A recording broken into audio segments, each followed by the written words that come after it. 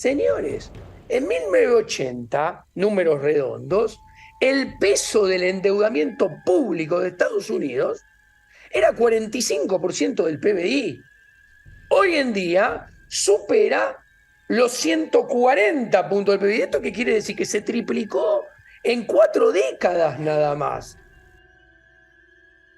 Y países como España directamente hoy tienen una tasa de GDP per cápita, o sea, de PBI per cápita, menor que la que tenían antes de Lehman Brothers. Entonces, por ejemplo, España directamente tiene una destrucción de riqueza que en estos países se parece a países como Argentina, que Argentina tiene un PBI per cápita hoy en día, en el 2022, habrá cerrado con un PBI per cápita alrededor de 14, 15 puntos porcentuales por debajo del 2011. A mayor Estado, mayor políticas públicas, mayor presión tributaria, más avances sobre la propiedad privada, indefectiblemente eso es menos ahorro, eso es menor acumulación de capital y eso no es otra cosa que menor tasa de crecimiento. Cuando uno analiza en la tendencia de las últimas 3 décadas, la tasa promedio de crecimiento de Estados Unidos se desacelera, va haciéndose cada vez muy de a poquito, cada vez más pequeña. Y eso termina siendo más pobreza. Y no hacen otra cosa que multiplicar pobres. Estados Unidos está en ese sendero latinoamericano.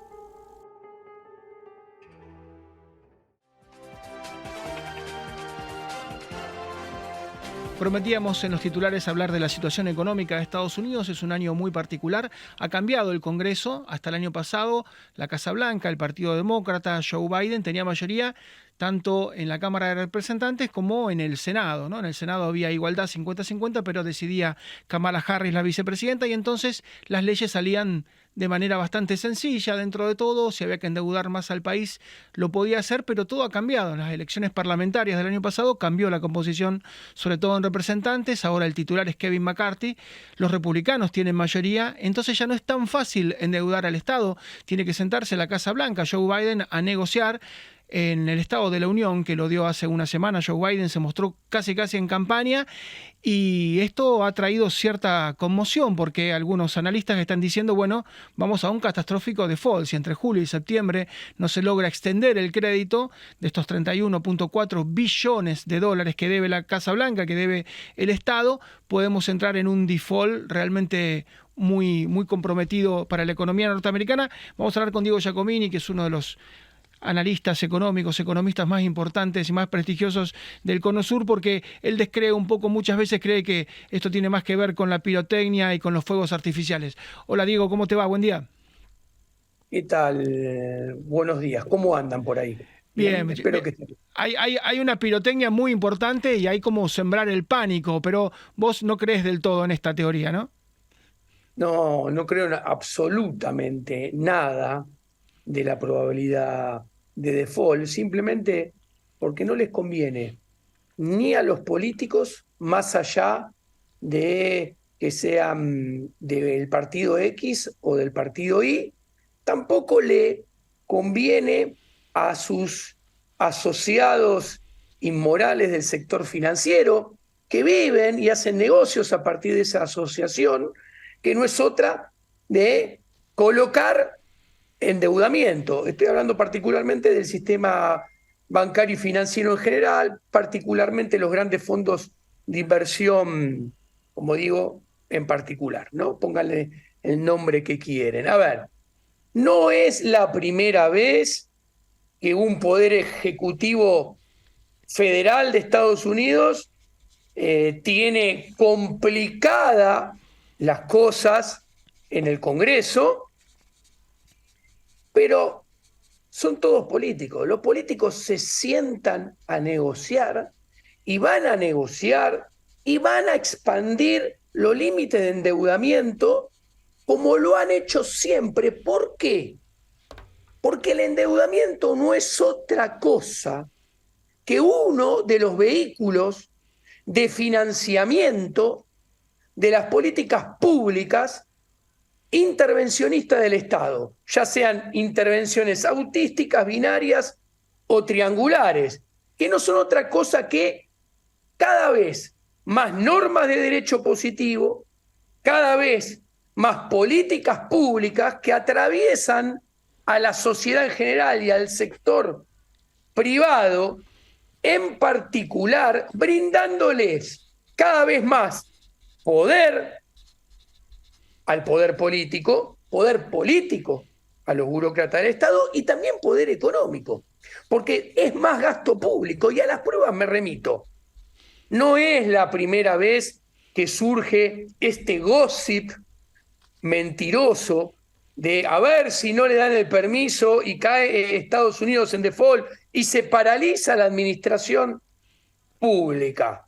Señores, en 1980, números redondos, el peso del endeudamiento público de Estados Unidos era 45% del PBI.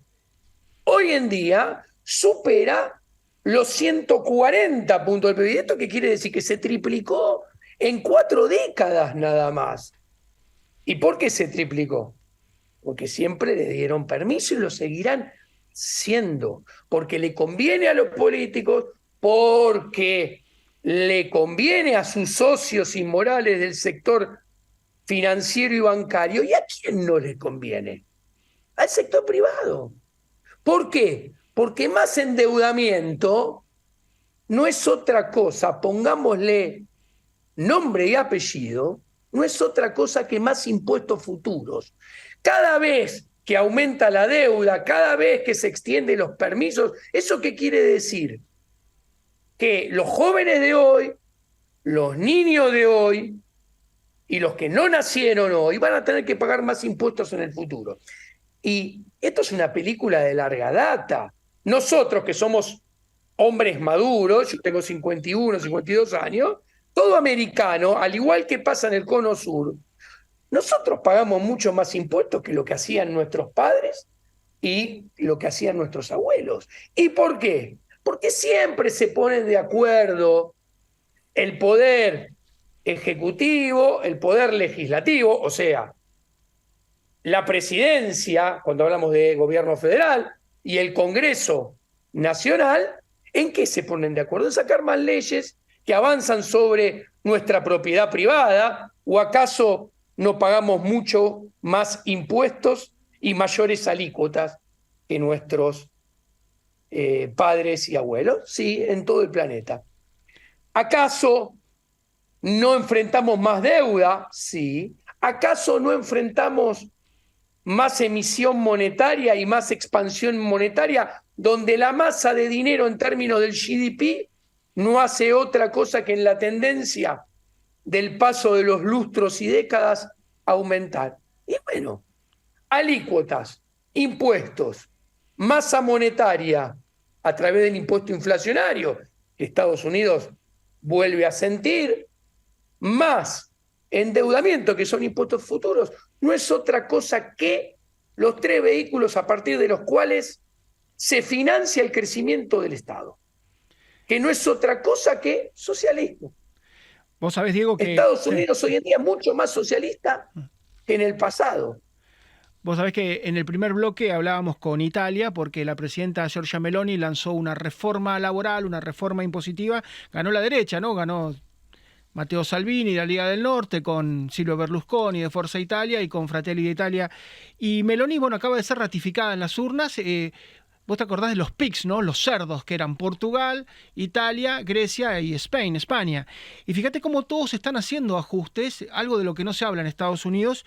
Italia está haciendo un ajuste, Grecia lo hizo con la derecha también y salió de una situación que era de un default. Lo hizo Portugal el ajuste y todos dicen que en España va a perder el socialismo, seguramente va a ganar el Partido Popular con Feijóo, a lo mejor apoyado por Vox de Abascal, pero hay un cambio, fíjate, estos países del sur de Europa que estaban realmente mal en la lona, y España sigue estando también muy mal, cómo cambian a la derecha, cómo hacen un ajuste, cómo racionalizan, pero en Estados Unidos se habla de todo lo contrario. En Estados Unidos, ¿de qué se habla? De gastar más en electromovilidad, de gastar más en los créditos para los estudiantes universitarios, de gastar 100.000 millones de dólares más en lo que va a ser la guerra de Ucrania, en tomar 87.000 nuevos agentes impositivos. Es decir, alguno está equivocado porque Europa está en un ajuste y está bajando el gasto, y Estados Unidos propone salir de este problema gastando más.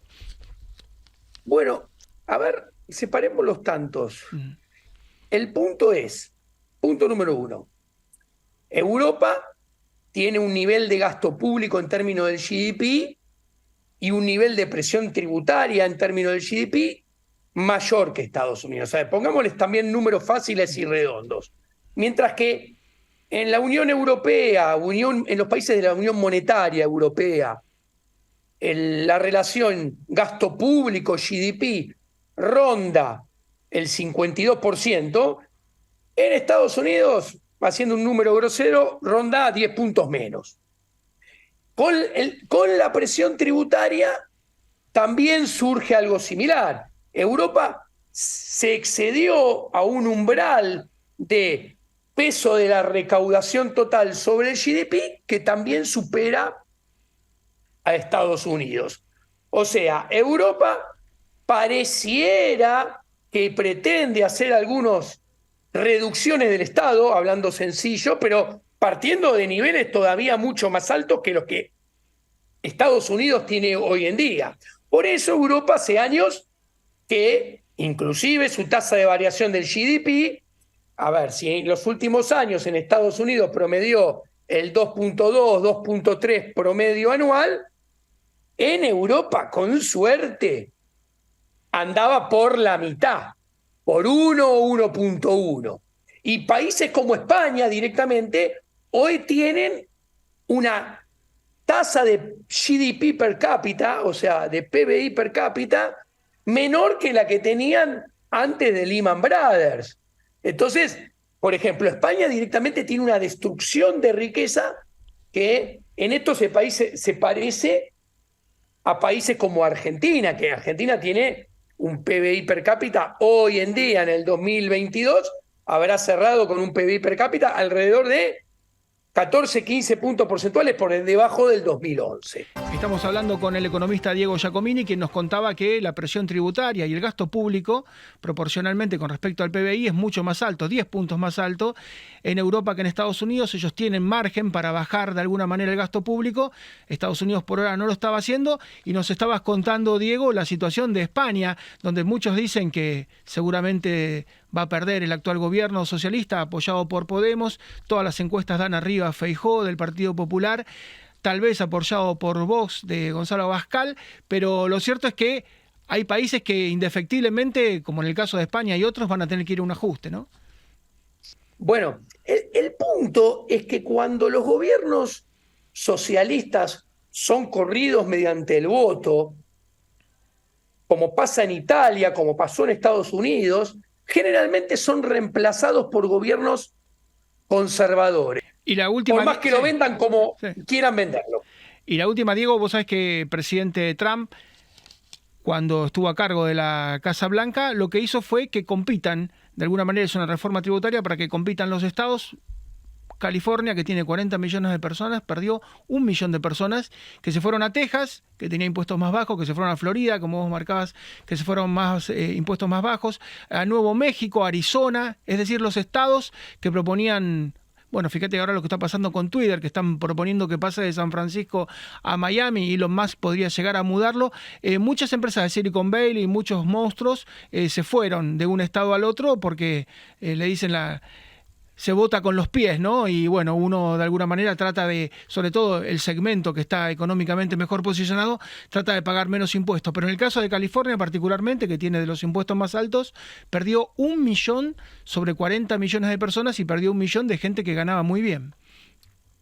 Y es que eso es la voracidad fiscal, eso es el poder político, que es el poder estatal, tratando de avanzar sobre la propiedad privada y las libertades, que son dos cosas inseparables. A ver, si uno paga más impuestos, uno tiene menos libertad.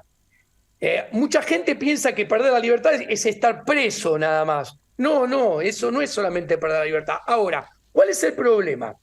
Que a mayor Estado, mayor políticas públicas, mayor presión tributaria, más avances sobre la propiedad privada, indefectiblemente eso es menos ahorro, eso es menor acumulación de capital y eso no es otra cosa que menor tasa de crecimiento. Cuando uno analiza en la tendencia de las últimas 3 décadas, la tasa promedio de crecimiento de Estados Unidos se desacelera, va haciéndose cada vez muy de a poquito, cada vez más pequeña. Y eso termina siendo más pobreza.